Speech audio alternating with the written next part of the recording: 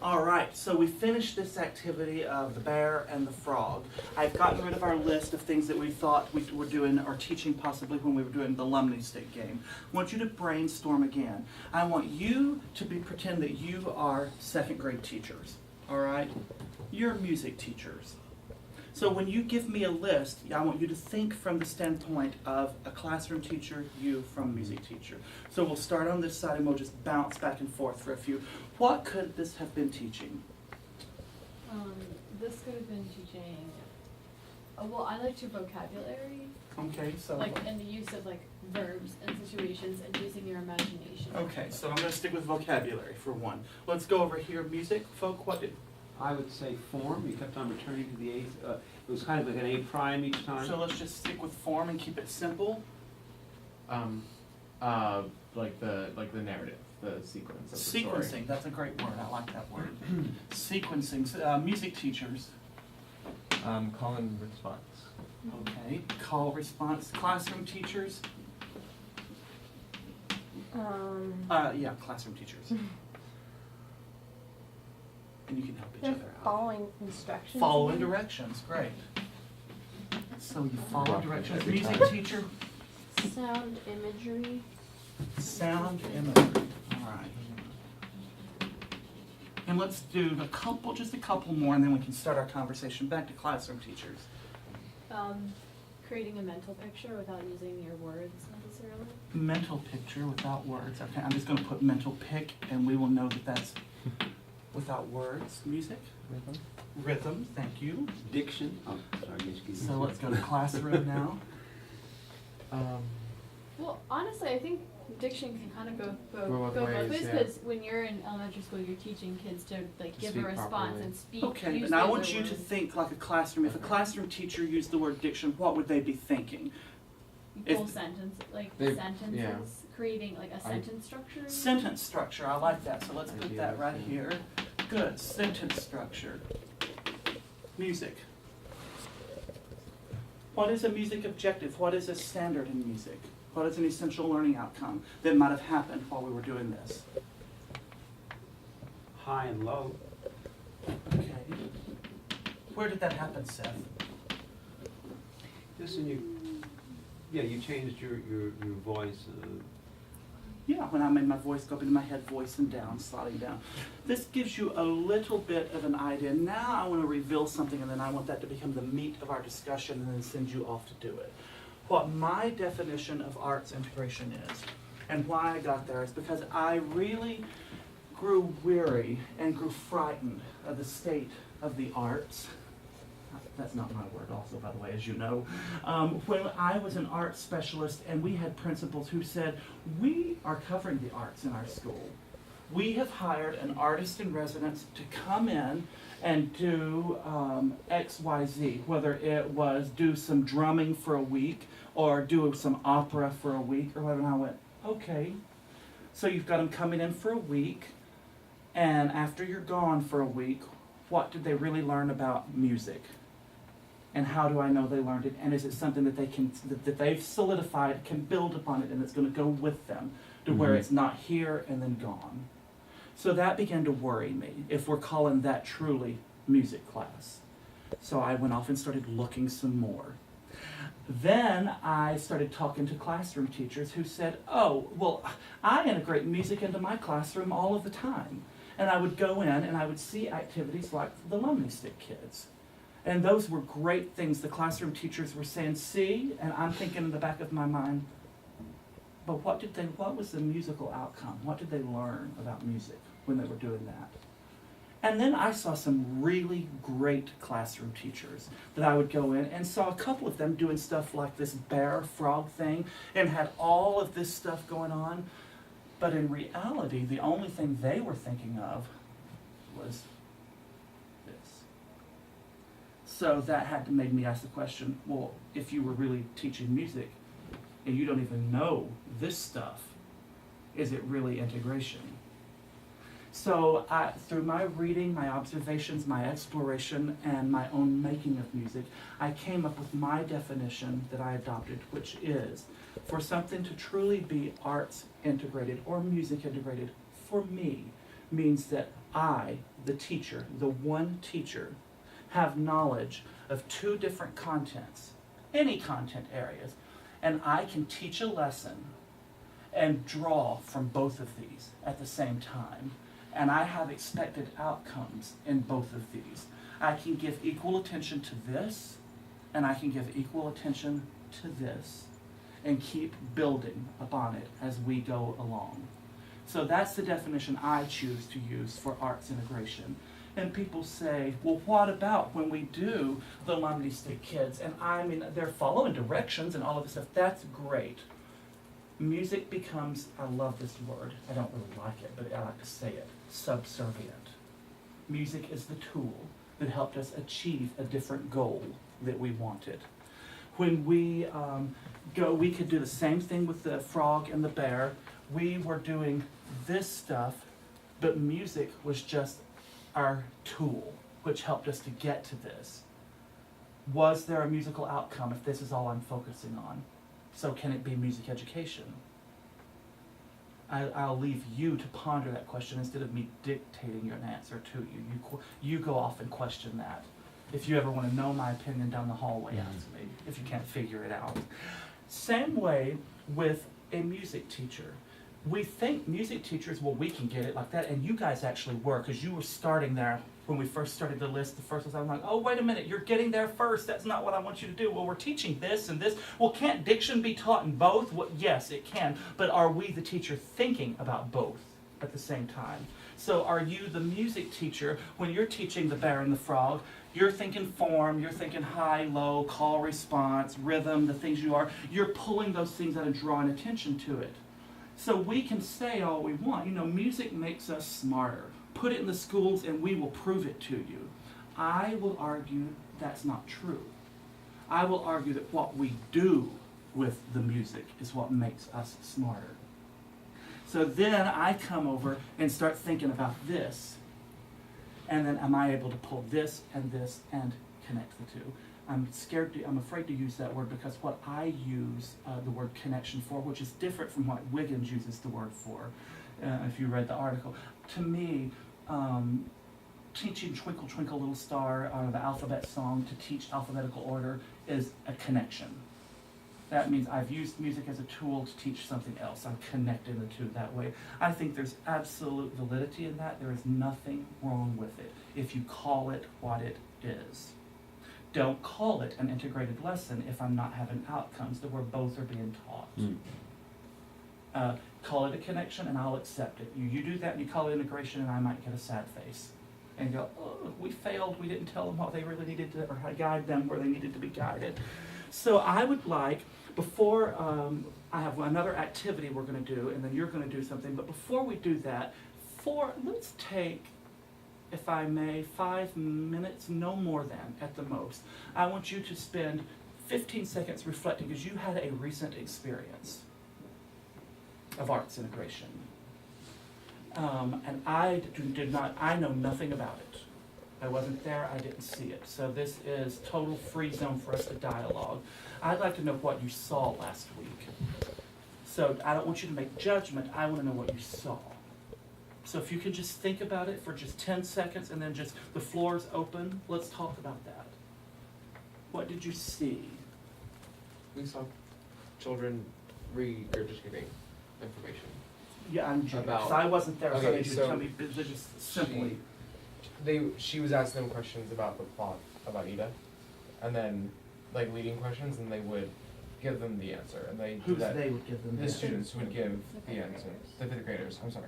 In the Okay. fifth grade class. So now, Two since I grade wasn't there, I'm classes. going to ask you to be very specific and say, so what did you see? You saw the teacher do what to get them to that So point? she would say, okay, well, who are the characters in Aida? And then a child would answer and say, oh, Aida, Ramades, and she would, and then what did Ramades do, and why does Aida leave Ethiopia? Did the teacher do and- anything to get them to be able to answer that first? So because when you She say taught that, them She that taught them the day lesson. before. that's what I wanted Yeah, to hear, so because that we- was a step I was missing in the translation. Well, we didn't see that either. We just Gotcha. saw the. So based on what you know and what you saw. So something else you might have seen happening that while you were there, or you know that happened.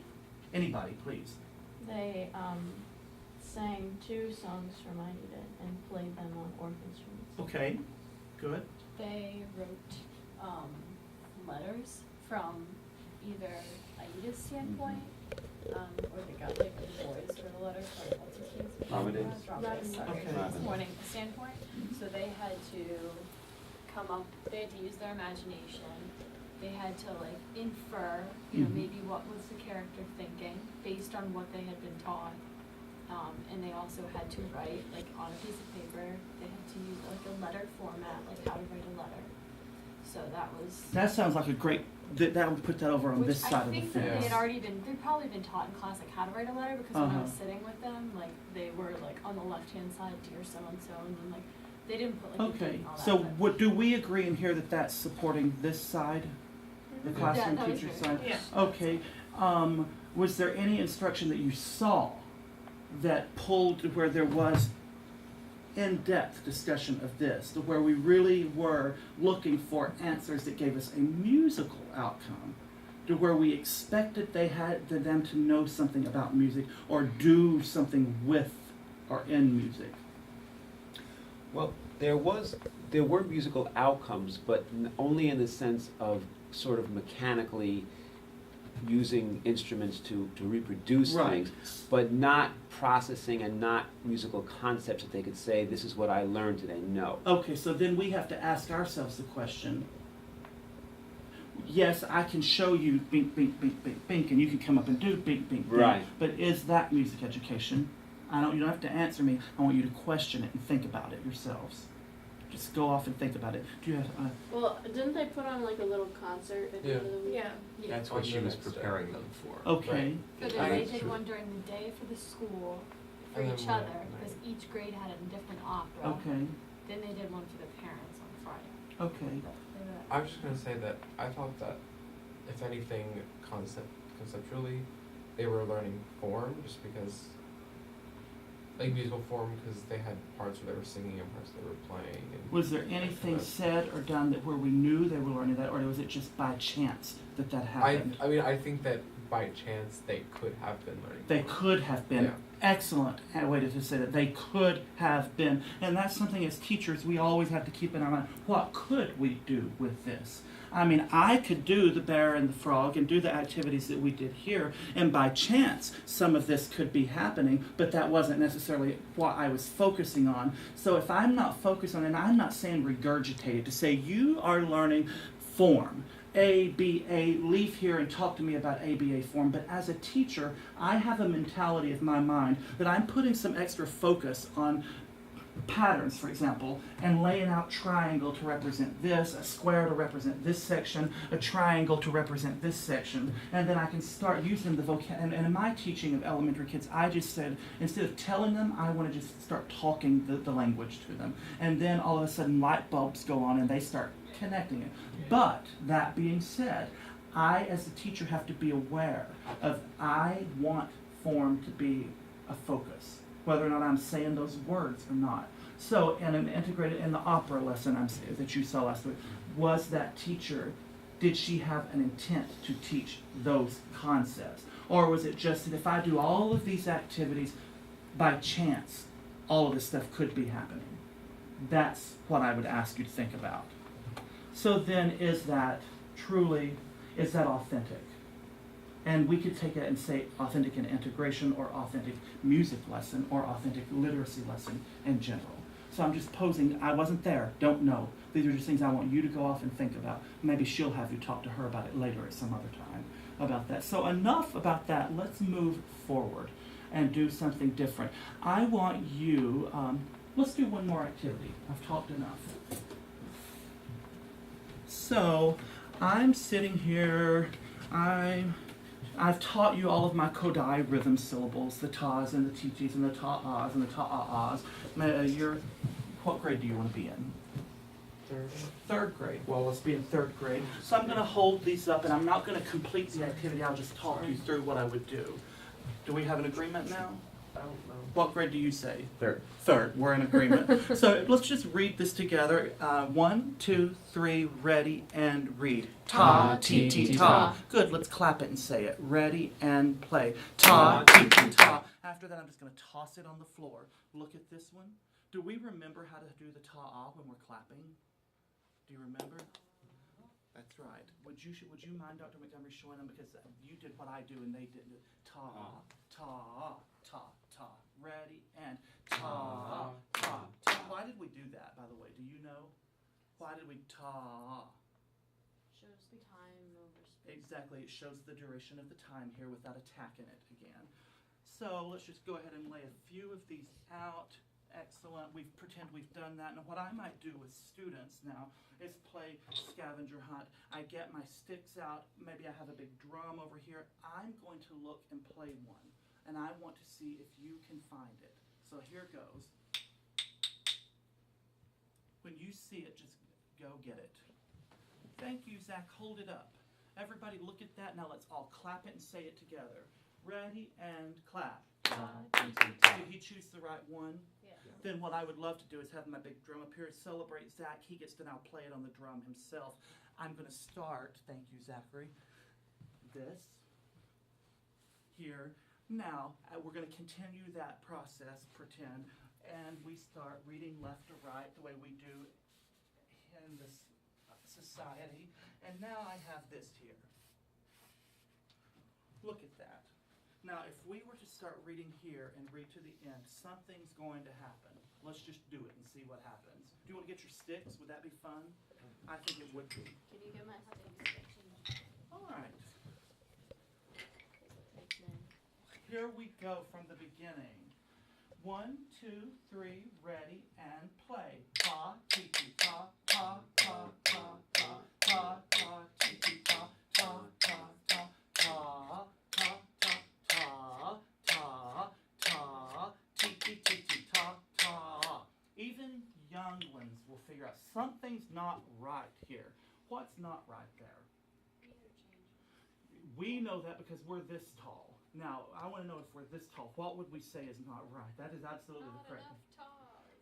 There's not enough taws in some places. Some of them, think about numbers. What would they say? You have 3 instead of 4. Some of the cards have 3 and some of them have 4 if we've done a really good job of teaching them up to this point. How do we fix that?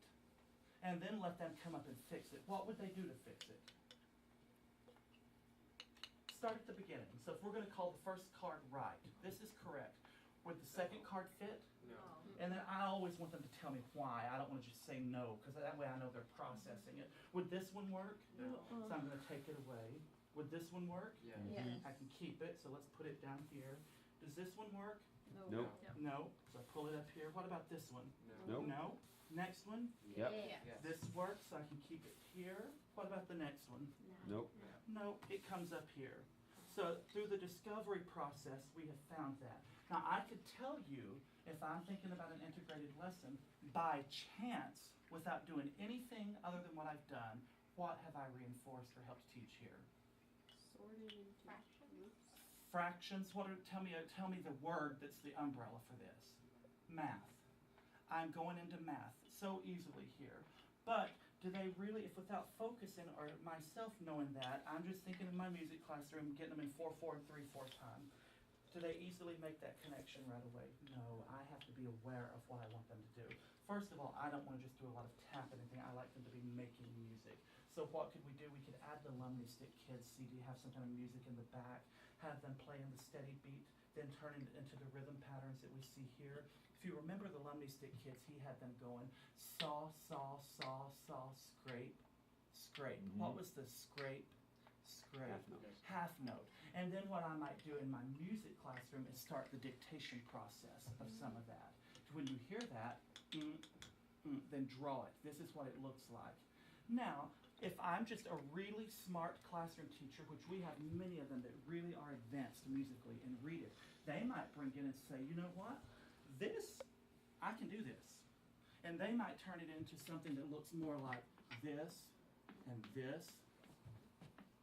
And then we know where I'm going here, right? Mm-hmm. So I won't try to make it pretty. That, and then they may even make the connection of this down to that, and then start building upon that. Fine. What is that? Is that integration or is that a connection in Kevin's use of the words? Why? Because music is helping the It learning is of- helping, but was there an expected outcome in music? No. Not yet, there hasn't been. Well, yeah, not the way that you. Not the way that I've thought it and just presented it. What would I need to do to make there be the dual outcome here? Some like actual music. You could name the notes, quarter notes, half notes, etc. I could, we could, because we do have to learn that there is a name for them eventually. For me, I always want the doing. I'm all about the action of doing, not labeling and talking about, but doing. So how would we do this? Do. Play example. To play an example, we've played it, we've talked about, this is the ta, how many beats does this get right here, and how does it fit into this, and then we're going to play it together. And then I really want to bring out a piece of music. I've got a piece of music I'm going to hand to you. We're going to look at that piece of music. We're going to go through and follow the rhythm patterns. Then we're going to go through and sing it on rhythm syllables. Then we can maybe get an instrument out and play. Can you play it on an instrument? Those kinds of things. My point to this is, and I'm going to show you, not do, the next activity. I brought some stuff in because I want to process with you and give you the opportunity. Another lesson, that is I bring in things from the kitchen. I bring in this, and I bring in this, I bring in this, and then I have to wash these after I do this. So I just bring this all in and stack it here. For my children, I would get rid of the cards because I don't want it to be confusing, because this is not even about that. I'm conserving time. There's a song that says, there was a man lived in the moon, in the moon, in the moon. There was a man lived in the moon, and his name was Aiken Drum. Do you know that song? Heard of it. I'll sing it for you again. There was a man lived in the moon, in the moon, in the moon. There was a man lived in the moon, and his name was Aiken Drum. So there was a man, he lived in the, he lived in the, he lived in the, there was a man, he Lived in the moon. and his Name was Aiken Drum. You got the words down. What I like to do, this is a fun thing to do with the children, is I have all of these kitchen things here. I would bring more than this, ideally. I would have maybe some long pasta, some spaghetti, some lasagna, a greater variety of things for them to choose from.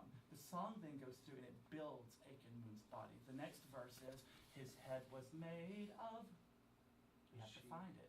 You come up here and you pick anything from the stack and you build it. What could his head be made out of that would work here? Tupperware. Oh, I like that. Tupperware. That's great, Rebecca. His head was made, and then we sing the verse. His head was made of Tupperware, Tupperware, Tupperware. Head was made of Tupperware, and his name was Aiken Drum. What could his body be made of that we've got here? The rolling pin. His body was made of a rolling pin, a rolling pin, a rolling pin. His body was made of a rolling pin. His name was Aiken Drum. And then we're going to make his arms. What could they be made of? Spoons. So I take and I make his arms. There they are. His arms were made of spoons, of spoons, of spoons. His arms were made of spoons. His name was Aiken Drum. I don't want to waste all these by putting them on carpet, so I'm only going to take 2 out. This is what we've got left. We want them to have more options than that. So look what his legs are made of. Straws. His legs were made of straws, of straws, of straws. His legs were made of straws. His name was Aiken Drum. Now, if I want this to be an integrated lesson on music and literacy, for example, I'm the one teacher going to do both.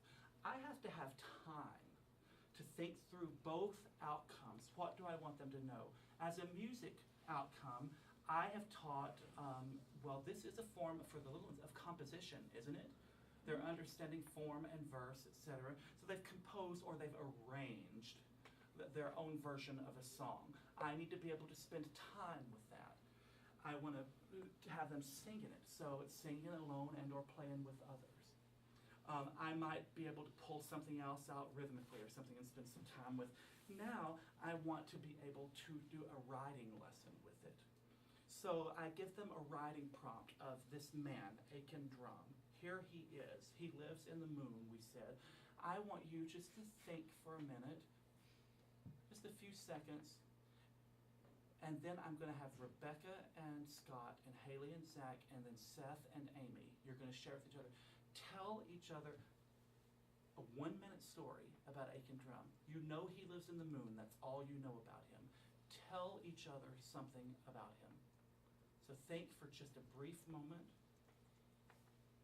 And this is your story. Aiken Drum is your creation. anything you want to know about him. Now tell your partner, and I give you 30, 45 seconds. One day, Aiken was walking on to his Mhm. and there was a rainstorm. And unfortunately, because his head is made of Tupperware, it filled up with water. So he had to go pour out the water. One day, we got kind of walking. Well, space. the next Yeah, day, and he broke Aiken his arm. took a Because- trip About 15 more to seconds. Rockville, Maryland, As he lay, we landed back. And his Amy dog. Ruppin lived, and there weren't But enough then he went Tupperware to in the these And start apartments. winding down. And got a new While she leg. was in Rockville, Because there's like a lot she saw more in Aiken the Drum's bag. head, Oh, and she so they're said, replaceable. Yeah. that would be a great place to Perfect. put my beans and rice for lunch today. Excellent. And he was decapitated. All right. So, well, that was a story there, Miss Broadbent. Thank you so much. I think for my second or third graders, I would like for Haley. Would you tell the group your story about Aiken Drum? Yeah, so one day Aiken Drum was out for a walk on the moon, but he forgot his spacesuit. Okay. So he was about to die because he couldn't breathe, but his dog rescued him and saved him and brought him back inside. Excellent. Now, my next goal as your teacher is I want you to go off and write something about it.